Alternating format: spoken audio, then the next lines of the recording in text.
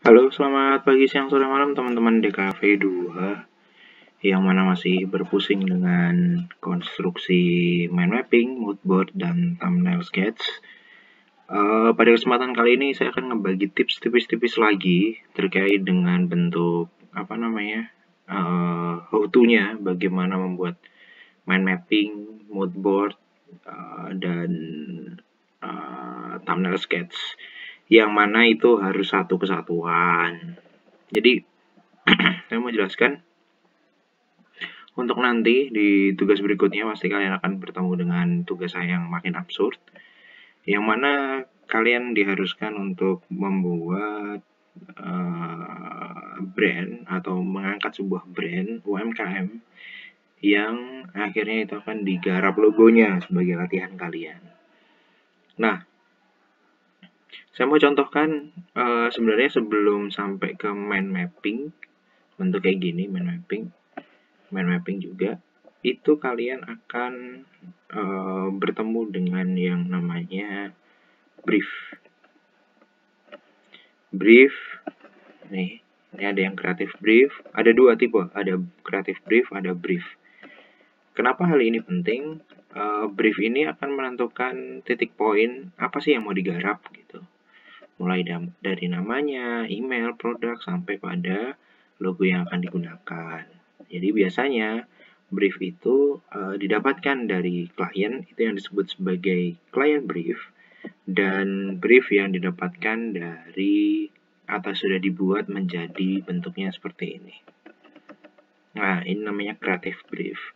Kenapa disebut sebagai creative brief? Karena peran creative brief itu adalah untuk disebarkan ke tim yang membuat, agar tim yang membuat tidak bingung sebenarnya yang mau dituju apa gitu. Karena nanti pada akhir DKV 2 ini kita akan bentuk tim dan harus ada creative briefnya.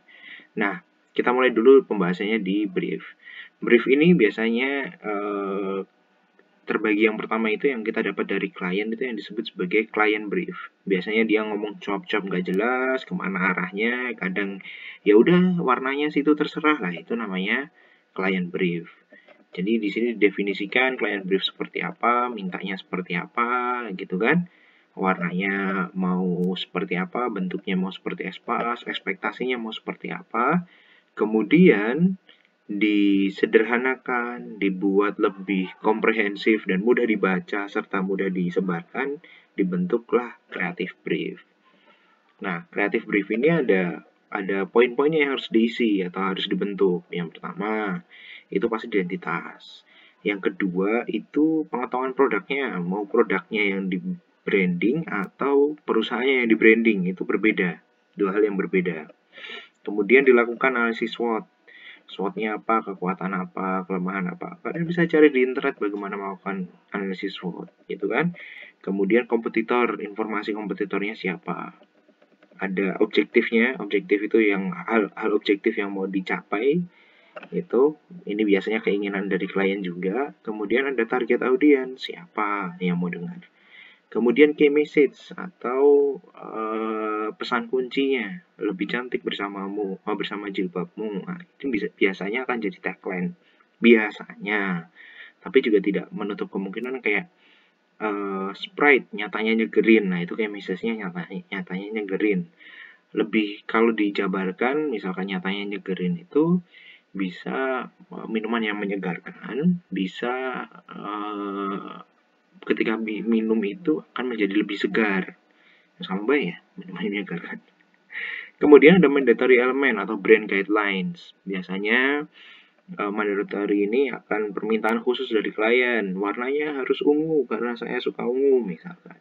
Atau yang lain sebagainya. Ada design tone and manner. Design tone and manner itu adalah pembentukan desain yang berdasar pada tema-tema tertentu. Itu tone and manner. Bisa muslimah, beauty, young, feminim, ada itu sifat biasanya dia. Saya kayaknya juga udah pernah ngasih di pertemuan sebelumnya tentang pengelompokan dari tone and manner itu. Oke, dari dari creative brief, kemudian kita lanjut yang tadi brief itu ada client brief, creative brief, kemudian kita lanjut ke mind mapping. Mind mapping yang asik itu adalah mind mapping yang mampu menggambarkan pikiran.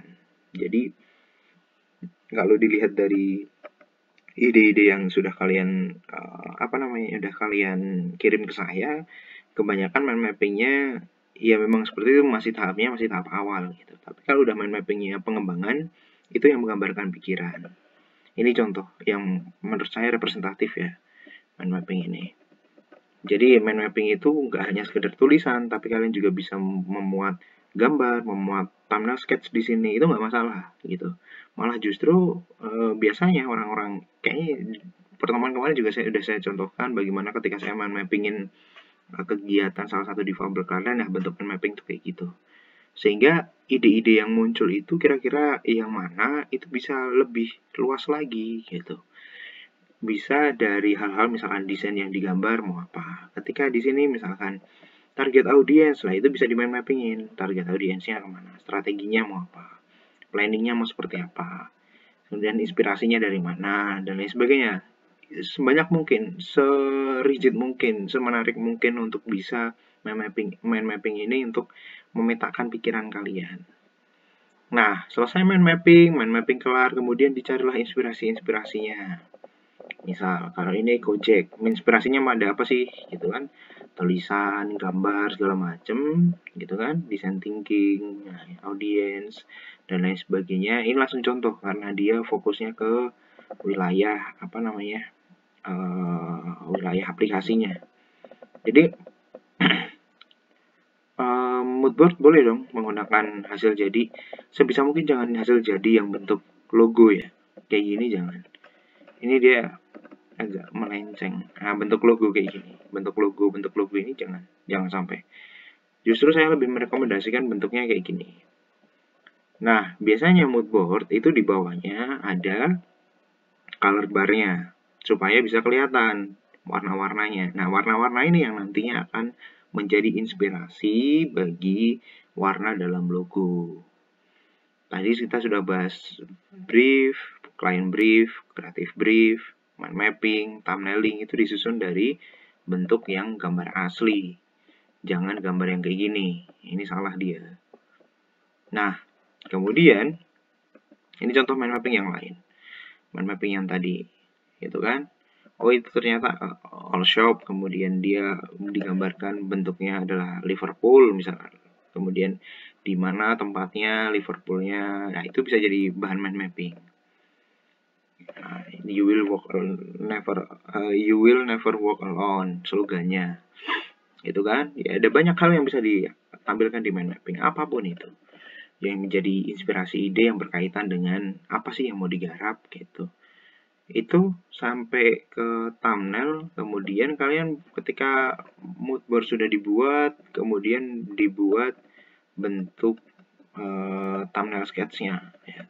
Thumbnail sketch-nya tuh kalau rapi itu enak, tapi kalau mau berantakan misalkan, ini ada nggak ya thumbnail sketch-nya? Mind mapping-nya juga masih belum terlalu bagus. Mind mapping, thumbnail-nya belum terlalu bagus, mind mapping-nya cukup bagus. Saya suka dengan teknik mind mapping yang campuran kayak gini. Kemudian tadi sketch, ini yang rapi, ada juga yang nggak rapi kok tadi. Ada yang nggak rapi, kayak macam punyanya si siapa namanya, Yaksa, Alisa, Christian, Bailey. Nih nggak rapi kalau nggak salah dia. Nah, kayak gini boleh. Pelencar-pelencar, beberapa dari kalian juga sudah pelencar-pelencar dan yaitu ini kalian, cara kalian untuk memappingin untuk thumbnailing gitu.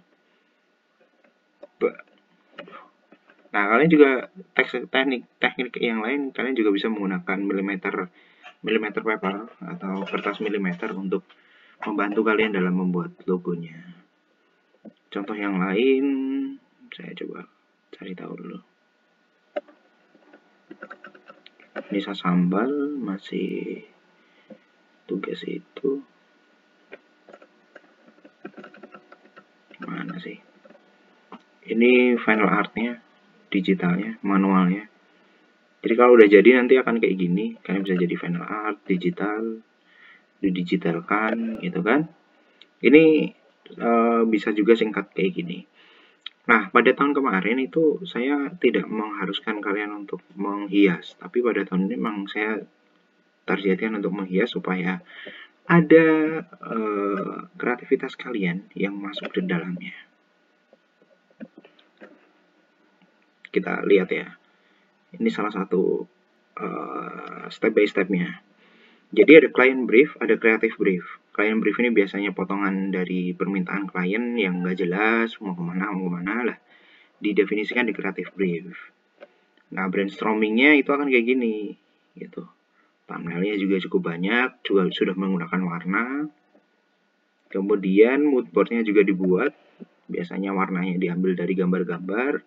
Kemudian diskusi konsep yang akhirnya digunakan yang mana, dan proses asistensinya akhirnya membentuk aplikasi. Bisa kalian lihat aplikasi ini digunakan untuk nanti di TA, tugas akhirnya di KP2, dan bukti asistensinya akan menggunakan seperti ini. Itu kira-kira refleksi yang bisa saya berikan tentang mind mapping, mood board, kemudian, nah ini jadinya kayak gini, GSM. Skip logonya, bentuk logonya diatur, dan lain sebagainya. Itu nanti setelah UTS. Tapi proses dasarnya yang kita belajar hari ini, mind mapping, mailing, kemudian alternatif, kemudian mengaplikasikan. Begitu, terima kasih yang sudah ngirim ke saya, dan semoga nanti semoga nanti kalian bisa melebihi kakak tingkat kalian. Nah, kayak gini nih, masih belum dirapikan, kadang sedih kalau lihat kayak gini nih. Tapi cukup bagus, tapi kata-katanya banyak yang tipu gitu. Kayak gini masih sekedar aja ya, depannya tempel-tempel aja sebagai pelengkap gitu. Sebenarnya yang saya cari itu adalah integrasi. Kayak si Malika ini kayaknya bagus nih, tadi saya lihat. Nah, lumayan lah, ada hiasan-hiasannya yang tidak menyakiti mata gitu kan. Nah, nanti kalian gunakan logo utama ini sebagai identitas kalian untuk tugas-tugas berikutnya. Segitu dulu yang bisa saya share untuk sharing tipis-tipis. Semoga ada manfaatnya dan kalian bisa mengerjakan lebih komprehensif lagi, belajar lebih berat lagi, dan mendapatkan kemampuan yang lebih bagus. No pain, no gain di sini. Thank you. Selamat sore, siang, malam.